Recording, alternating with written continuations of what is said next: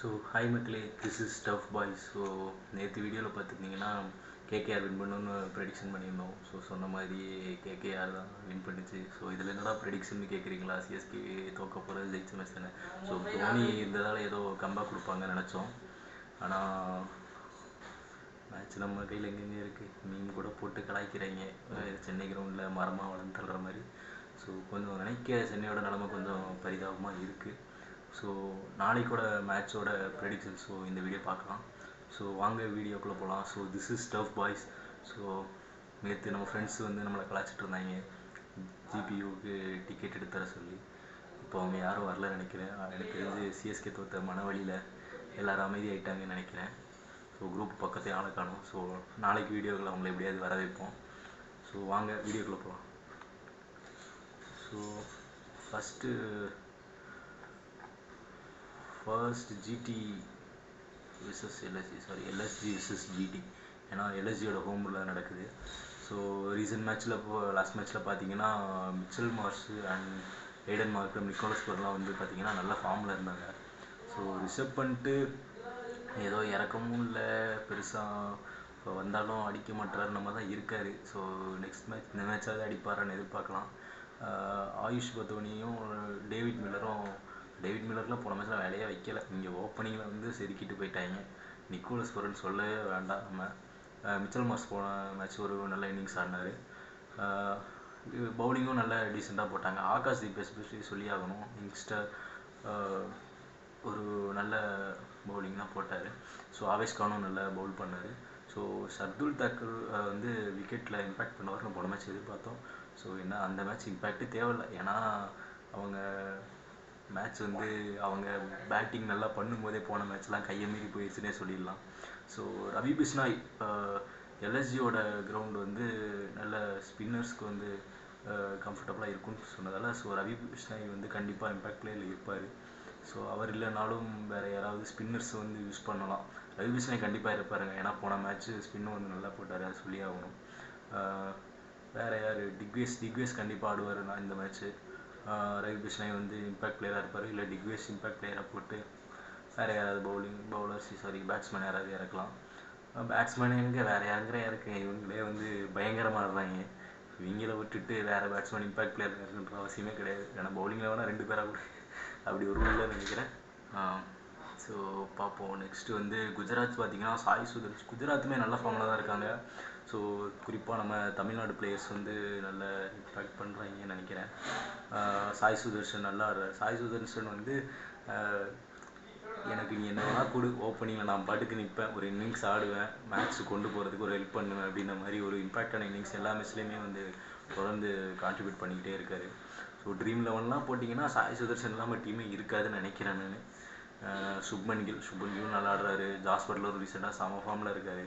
So Shahrukh Khan ரீசெண்டாக இதில் இருந்தார்னு நினைக்கிறேன், பஞ்சாபில். ஸோ நல்லா தான் ஆடிட்டு இருந்தார். இப்போது லாஸ்ட் மேட்ச் இறங்குற ரேவ் சார் லாஸ்ட் மேட்ச் பெருசாக நான் பார்க்கல. ராகுல் தேவாத்தியா வந்து ஒரு ஸ்பின்னர் தான். ரஷீத் கான் ஒரு நல்ல ஸ்பின்னர் தான். அர்ஷத் கான் அவருமே சொல்லி ஆகணும். சாய் கிஷோரும் நல்ல பவுலிங் போடுறாரு. முகமது சிராஜ் தான். ஸோ குஜராத்தை பொறுத்த வரைக்குமே வந்து டீம் வந்து நல்ல பேலன்ஸ்டான சைடாக தான் இருக்குது. ஏன்னா இவங்க ஓப்பனிங் லைனப்போ இந்த 4 பேரை வந்து தூக்குனா போதும் நான் நினைக்கிறேன். ஸோ ஓப்பனிங் லைனில் தூக்குற அளவுக்கு இங்கே பவுலர்ஸ் இருக்காங்களான்னு சொல்லிட்டு யார் நம்பலான்னு பார்த்தீங்கன்னா ஆகாஷ் தீப் கண்டிப்பாக சான்ஸ் எடுப்பார். ரவி பிஷ்னாய் சான்ஸ் எடுப்பார். ஜாஸ் பட்லர் பார்த்திங்கன்னா வந்து எஸ்பெஷலி ஸ்பின் வந்து நல்லா ஆடுவார். சாய் சுதர்ஷன் வந்து ஓப்பனிங்கில் நல்லா ஆடுவார். ஸோ 2 சைடுமே நல்லா வந்து பேலன்ஸ்டாக இருக்குது. ஸோ வழக்கமான ஃபார்மை வந்து எல்எஸ்ஜி வந்து காமிச்சாங்கன்னா கண்டிப்பாக எல்எஸ்ஜி தான் ஜெயிக்கும். ஏன்னா இது எல்எஸ்ஜியோட ஹோம் கிரவுண்ட் வேறு. இங்கே ஸ்பின்னர்ஸ் வந்து பார்த்திங்கன்னா வந்து அதிகபட்சமாக இருக்காங்க. ஸோ குஜராத் வந்து ஸ்பின்னர்ஸ் வந்து யூஸ் பண்ணிக்கிட்டாங்க அப்படின்னா இங்கே குஜராத் பக்கம் மேட்ச் போக நல்ல சான்ஸ் இருக்குது. ஸோ 2 டீமை பொறுத்த வரைக்கும் நல்லா ஃபார்மில் தான் இருக்காங்க. ஸோ என்கிட்ட இந்த மேட்ச்சை எப்படி ப்ரெடிக்ட் பண்ணுறதுன்னு தெரியல. ஸோ வாங்க பிச் கண்டிஷன் ஃபஸ்ட்டு பார்ப்போம். ஸோ பிச் கண்டிஷன் பார்த்திங்கன்னா பவுலிங் வந்து ஸ்லோவர் சைடு. ஸோ கண்டிப்பாக வந்து ஸ்பின்னர்ஸ் தான். ஸ்பின்னர்ஸ் வந்து என்ன பண்ணுறாங்களோ அங்கே தான் மேட்ச் போக சான்ஸ் இருக்குது. பேஸ் பவுலர்ஸ் வந்து யார் வந்து கட்டர்ஸ் அண்ட் ஸ்விங் நல்லா யூஸ் பண்ணுறாங்களோ அவங்க சைடு போகிற மாதிரி இருக்குது. ஸோ ஆவரேஜ் ஸ்கோர் வந்து 168 தான் போட்டிருக்கு. ஆனால் இந்த ஐபிஎல்லில் வந்து எல்லாருமே வந்து 200 கிட்ட அசால்ட்டாக அடிக்கிறாங்க. இந்த பேட்டிங் லைனப் வச்சு 200லாம் அசால்ட்டாக அடிச்சிடலாம். அதனால் பேட்டிங் வந்து எங்கேயுமே குறை இருக்காதுன்னு நினைக்கிறேன். ஏன்னா வந்து குஜராத் டைட்டன்ஸை பொறுத்த வரைக்கும் ஜாஸ் பட்லர் நான் சொல்லுவேன். ஏன்னா ஜாஸ் பட்லர் வந்து ஸ்பின்னும் கொஞ்சம் நல்லா ஆடுவார். மற்ற இதெல்லாம் தவிர ஃபேஸ் பவுலிங்கை தவிர ஸ்பின்னு நல்லா கூடிய ஒரே ஆள் வந்து ஜாஸ் பட்லர் தான் குஜராத்தில். ஸோ அந்த பட்சத்தில் பார்க்கும்போது இது 2 பேருமே 50-50 தான் மேட்ச் இருக்குது. ஸோ ஹோம் கிரவுண்டுன்ற ஒரே சான்ஸ்னால வந்து எல்எஸ்ஜி பக்கம் மேட்ச் போகும்னு நான் நினைக்கிறேன். ஏன்னா மற்ற ரவி பிஷ்னாய் இங்கே ரவி பிஷ்னாய் வந்து ரீசெண்டாக ஒரு ஸ்பின்னர் வந்து இங்கே இது பண்ணி தூக்கிட்டாங்கன்னு நினைக்கிறேன். அவர் சம்பளமே ஏதோ 30 லட்ச ரூபா தான் கொடுத்தாங்க. 50 லட்ச ரூபா ஃபைனை போட்டு லேட்டோனுக்கு கொடுத்து காமிச்சுட்டாங்கன்னு நினைக்கிறேன். திக்வேஷ் தான் அது, திக்வேஷ் சிங். ஸோ அவருமே நல்லா போட்டார். அவரோட பவுலிங் ஆக்ஷன் கொஞ்சம் வித்தியாசமாக இருந்த மாதிரி தான் இருக்குது. ஆனால் எனக்கு தெரிஞ்சிங்கன்னா அவரை விட ரவி பிஷ்னாய் வந்து நல்லா போடுறாங்க. அவரை வந்து நீங்கள் ரவி பிஷ்னாய் நல்லா யூஸ் பண்ணுங்கள். எல்எஸ்ஜி இந்த வீடியோ யாராவது பார்த்தீங்கன்னா, தமிழில் தான் போடுறோம், யாராவது எல்எஸ்ஜி ஃபேன்ஸ் இருந்தீங்கன்னா வீடியோவில் கமெண்ட் பண்ணுங்கள். ஸோ மேட்ச் யார் பக்கம் போகும்னா ஆப்வியஸ்லி நான் எல்எஸ்ஜி தான் நினைக்கிறேன். ஏன்னா வந்து ரீசெண்டாக அந்த ஓப்பனிங் கிளாஸோட ஃபார்ம் வந்து ஹெவியாக இருக்குது.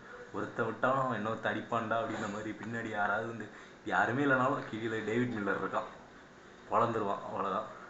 ஸோ சேசிங் யார் போகிறாங்களோ அவங்க மேட்ச் ஜெயிக்கிறதுக்கு வந்து நிறைய சான்ஸ் இருக்குது. ஸோ நான் அந்த சேசிங் ஹோம் கிரவுண்ட் ஸோ இதெல்லாம் வச்சு பார்க்கும்போது நான் வந்து எல்எஸ்ஜி சூஸ் பண்ணுறேன்.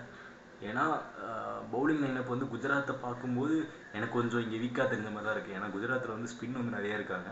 ஸோ பேஸும் வந்து ஓரளவுக்கு டீசெண்டாக மெயின்டைன் பண்ணிடுவாங்க நான் நினைக்கிறேன். ஏன்னா முகமது சிராஜ் வந்து ரொம்ப இந்த தடவை ரன்லாம் கன்சிட் பண்ணல. ஏன்னா ஆர்சிபியில் இருக்கும்போது ரன்ஸ் வந்து ஓவராக போகும் இருக்குது. ஸோ இப்போது வந்து கொஞ்சம் நல்லா போகிற மாதிரி தான் இருக்குது முகமது சிராஜ். ஸோ ஸ்பின்னர்ஸும் இங்கே நிறைய பேர் இருக்காங்க, நம்ம சொல்லவே தேவையில்லை. ஸோ ஸ்பின்னர்ஸ் வச்சு குஜராத் வந்து அட்டாக் பண்ணுவாங்க நான் நினைக்கிறேன். ஸோ அந்த பட்சத்தில் மேட்ச் எல்எஸ்ஜி தான் போகும்னு நான் நினைக்கிறேன். ஸோ பார்ப்போம். ஒரு 60% எல்எஸ்ஜி, சாரி 55% தான். ஏன்னா இங்கே ஸ்பின்னர்ஸ் இருக்காங்க. எனக்கு இன்னுமே கரெக்டாக ப்ரெடிக்ட் பண்ண தெரில. ஆனால் எல்எஸ்ஜி தான் ஜெயிக்கும்னு தோணுது. அதனால நான் எல்எஸ்ஜி சூஸ் பண்ணுறேன். ஒரு 55% தான் வந்து எல்எஸ்ஜி. ஸோ அந்த 45 குஜராத் டைட்டன்ஸ். ஏன்னா ஏதோ ஒன்று பண்ணி மேட்ச்சை கொண்டு போகிறாங்க, அசால்ட்டாக ஜெயிக்கிறாங்க. ரொம்ப ரிஸ்கே எடுக்காமல் ரொம்ப கூலாக காமாக அந்த மேட்ச்சை கொண்டு போய் ஜெயிக்கிறாங்க. அந்த பட்சத்தில் பார்த்தீங்கன்னா இவங்களை வந்து நம்ம தோப்பாங்கன்னு கூட நம்ம சொல்ல முடியாது. ஆனால் எனக்கு என்னமோ எல்எஸ்ஜி தான் ஜெயிக்கும்னு தோணுது. ஸோ அதனால் இந்த ப்ரெடிக்ஷன் வந்து நம்ம வந்து எல்எஸ்ஜி பக்கம் போகிறோம். ஸோ நாளைக்கு சாட்டர்டேனால இன்னொரு மேட்ச்சும் இருக்குது. So Sunrisers versus Punjab. Sunrisers versus Punjab வந்து எனக்கு என்ன சொல்கிறதுன்னு பெருசாக தெரியல. ஸோ ப்ராபபிள் ஒரு பேட்டிங் பிச்சுன்னு தான் நினைக்கிறேன் சன்ரைசர்ஸ். ஆமாம், batting friendly surface. So Travis Head, Abhishek Sharma, Ishan Kishan first match அடித்தார். ஃபஸ்ட் மேட்ச் ஏதோ நல்ல ஃபார்மில் இருந்த மாதிரி இருந்துச்சு. திடீர்னு பார்த்தீங்கன்னா ஒரு 3 மேட்ச்சு தொடர்ந்து ஏதோ ஒரு சம்பவம் பண்ணுற மாதிரி எல்லாரும் யார் வரவனா விக்கெட் எடுத்துகிட்டு போகிறான். ஸ்டார்க்கு வந்து பொலன்னு பொழந்துட்டா ஒரு மேட்ச்சில். இப்படி பலவிதமான சம்பவங்கள் இருக்குது சன்ரைசர்ஸை பொறுத்த வரைக்கும். பவுலிங் லைனப் பெருசாக இல்லை. என்ன தான் பேட் கமின்ஸ், முகமது ஷமின்னு இருந்தாலும் அவங்க 2 பேரை தவிர பேர் சொல்லிக்கிற மாதிரி பவுலர்ஸ் வந்து நான் இல்லைன்னு நினைக்கிறேன். ஹர்ஷல் பட்டேல் இருக்கார். ஹர்ஷல் பட்டேல்ஸ்லாம் வந்து அவ்வளோவா பால் ஸ்விங் ஆன மாதிரி தெரியல. ஸோ ஸ்பின்னர்ஸ் ஒரே ஒருத்தர் தான் இருக்கார், ஒரு 2 பேர் இருக்காங்கன்னு நினைக்கிறேன். ராகுல் சகர் அண்ட் ஸ்ரீராஜ் ஸ்பின்னர்னு நினைக்கிறேன். இந்த மாதிரி சன்ரைசர்ஸ் மேட்ச் பெருசாக பார்க்குறதுல நமக்கு தெரியல.